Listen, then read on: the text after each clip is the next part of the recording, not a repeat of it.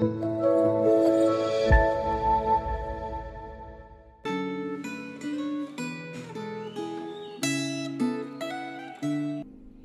Bapak Ibu, Saudara sekalian, mari sebelum kita kembali merenungkan firman Tuhan, kita bersatu di dalam doa. Bapa kami yang baik, Bapa kami yang bertahta di dalam sorga, Tuhan kami mau baca firman-Mu, kami mau merenungkan firman-Mu, Tuhan tolong sapalah kami, bicaralah kepada kami rindu untuk mendengar. Dalam nama Yesus kami berdoa, amin. Saudara, Gema hari ini terambil dari Hakim-Hakim pasal kedua. Tetapi saya hanya akan membacakan ayat 1 sampai ke 5 saja. Demikian firman Tuhan. Lalu malaikat Tuhan pergi dari Gilgal ke Bokim dan berfirman, "Telah kutuntun kamu keluar dari Mesir dan kubawa ke negeri yang kujanjikan dengan bersumpah kepada nenek moyangmu, dan aku telah berfirman, aku tidak akan membatalkan perjanjianku dengan kamu untuk selama-lamanya.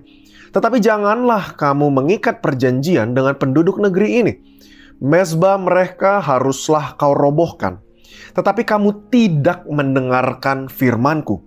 Mengapa kamu perbuat demikian? Lagi aku telah berfirman, aku tidak akan menghalau orang-orang itu dari depanmu. Tetapi mereka akan menjadi musuhmu dan segala allah mereka akan menjadi jerat bagimu." Setelah malaikat Tuhan mengucapkan firman itu kepada seluruh Israel, menangislah bangsa itu dengan keras. Maka tempat itu dinamai Bokim. Lalu mereka mempersembahkan korban di sana kepada Tuhan. Sedemikian jauh pembacaan firman Tuhan hari ini. Saudara, tema kita adalah pertanyaan Tuhan kepada umatnya. Saudara, kalau boleh saya deskripsikan atau saya gambarkan, kalau kita mencoba untuk membayangkan di ayat 1-3, ini seperti peribahasa Indonesia yang berkata, air susu dibalas dengan air tuba. Saudara, setelah apa yang Allah lakukan kepada Israel, menebus mereka keluar dari Mesir, mereka tidak mendengarkan atau mengindahkan firman Allah. Kemudian malaikat Tuhan diceritakan menampakkan diri di Bokim dan membawa pesan dari Tuhan kepada Israel karena mereka tidak mentaati Tuhan. Bukannya setia kepada ikatan perjanjian dengan Allah, mereka malah mengikat perjanjian dengan penduduk asli di negeri itu. Mezbah penyembahan tidak mereka robohkan. Akibat ketidaktaatan mereka itu, Tuhan tidak memusnahkan bangsa asing yang tersisa dan membiarkan mereka menjadi musuh, dan ilah mereka menjadi jerat yang kemudian membuat bangsa Israel menyimpang, menyembah ilah lain, dan lain seterusnya. Penghukuman Tuhan ini membuat tempat itu disebut Bokim, yang berarti tempat para peratap.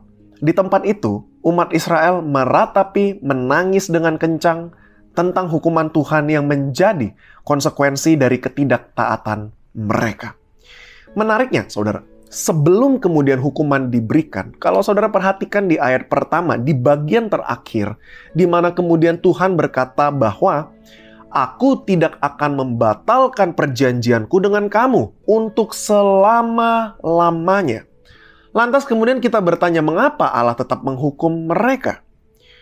Tuhan menggunakan peristiwa ketidaktaatan umat Israel ini untuk mendidik mereka memahami tujuan Allah memilih mereka, membawa mereka, menebus mereka keluar dari tanah Mesir dan memberikan tanah perjanjian. Maka meskipun Israel gagal menaati Tuhan dan tidak menepati perjanjian mereka dengan Tuhan, tetapi kita melihat Tuhan tetap setia kepada perjanjian itu. Ketidaksetiaan umat Israel itu betul, tetap menyedihkan hati Tuhan. Tetapi sekalipun begitu, sekalipun umat Israel tidak setia, Tuhan kita bisa lihat Dia tetap mau menerima dan menolong mereka ketika mereka berseru. Hal ini dapat kita lihat ketika umat Israel kemudian memberikan persembahan kurban dan Tuhan tetap menerimanya. Pertanyaan, mengapa kamu berbuat demikian? Ini menjadi sebuah pertanyaan yang memiliki nuansa keadilan tetapi juga nuansa kasih. Satu sisi seperti seseorang yang sedang marah, mempertanyakan kesetiaan dari orang yang melanggar.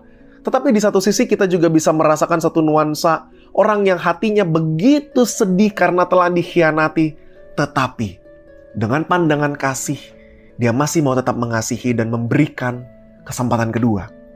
Saudara, pertanyaan ini kemudian juga dapat menjadi pertanyaan yang ditujukan kepada kita semua. Sebuah pertanyaan yang mengungkapkan isi hati Tuhan yang begitu mengasihi kita di tengah fakta jatuh bangun kehidupan kita yang masih bisa jatuh ke dalam dosa. Betul, setiap kita selama hidup di dunia, kita harus jujur kita masih dapat berbuat dosa. Tetapi tidak setiap kita mau datang dan kembali kepada Allah. Tidak setiap kita mau datang memohon belas kasihan dan bertobat. Seperti Israel di bagian terakhir yang kemudian mereka menangis dengan keras dan mereka bertobat. Saudara, adakah hal-hal yang sebenarnya saudara tahu betul hari ini adalah hal yang salah dan dosa, tetapi menganggap itu adalah hal yang biasa? Atau adakah hal-hal yang saudara anggap tidak mungkin lagi dilepaskan karena resikonya terlalu besar atau konsekuensinya terlalu berat, sehingga pilihan diam dan mempertahankan rasanya lebih baik daripada mengakuinya dan bertobat? Ingatlah bahwa Tuhan Maha Tahu. Tidak ada satu hal pun yang tersembunyi di hadapan Tuhan. Tidak ada satu hal pun yang bisa ditutupi dari matanya. Dan lihatlah karakter Allah juga dari perspektif kasih. Bagaimana Ia begitu mengasihi kita dan rindu setiap kita untuk boleh sungguh berubah ke arah yang lebih baik dan semakin serupa dengan Kristus. Amin. Kita berdoa. Bapa, terima kasih untuk firman-Mu. Kami telah merenungkan dan membacanya. Tolong kami untuk boleh sungguh mempraktekkan kebenaran firman Tuhan ini dalam kehidupan kami sehari-hari. Sertai kami dan berkati kami, Tuhan. Dalam nama Yesus kami berdoa. Amin. Tuhan memberkati Bapak, Ibu, Saudara sekalian.